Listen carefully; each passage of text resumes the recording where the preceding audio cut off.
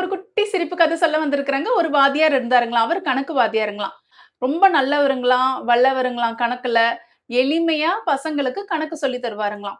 வாத்தியார் அவருடைய வகுப்பறைக்கு போனாருங்களாம். 10 நாளா ஒரே விஷயத்த நடத்துனாருங்களாம். என்ன விஷயம்னா, interest. How to calculate interest. அதாவது வட்டி விகிதத்த எப்படி நம்ம கால்குலேட் பண்றதுன்ட்டு. 10 நாளா நடத்திட்டு 11வது நாள் அவருக்கு ஒரு ஆர்வமா, பசங்களுக்கு புரிஞ்சிருக்கா என்னன்னு நம்ம கேள்வி கேட்கலான்னு சொல்லிட்டு, அவர் அன்னைக்கு வகுப்பறைக்கு போனாருங்களாம். அந்த வகுப்புல மொத்தம் 30 பசங்களாம். அதுல முதல் பெஞ்ச்ல இருக்கிற பையன எழுந்துக்க சொன்னாருங்களாம். அந்த பையன் பேரு சீனுவாம். சீனு, இப்ப நான் ஒரு கணக்கு சொல்றேன். அதுக்கு சரியா பதில் சொல்லுன்னு சொன்னாருங்களாம். சீனுக்கு பகீர்னு ஆயிடுச்சாம். இத்தன பேர விட்டுட்டு என்ன மட்டும் வாத்தியார் கேள்வி கேட்கிறாரே!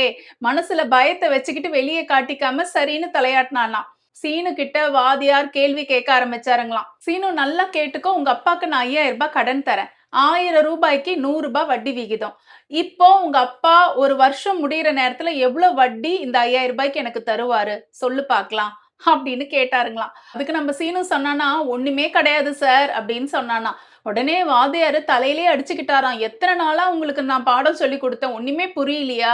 அப்படின்னு கேட்டாருங்களாம். அதுக்கு நம்ம சீனு சொன்னானா, "நான் குழந்தையிலேருந்து பார்க்கிறேன். இதுவரைக்கும் எங்க அப்பா வாங்குன கடனுக்கு வட்டியும் குடுத்ததில்ல, அசலையும் குடுத்ததில்ல சார்ன்னு" சொன்னானாம்.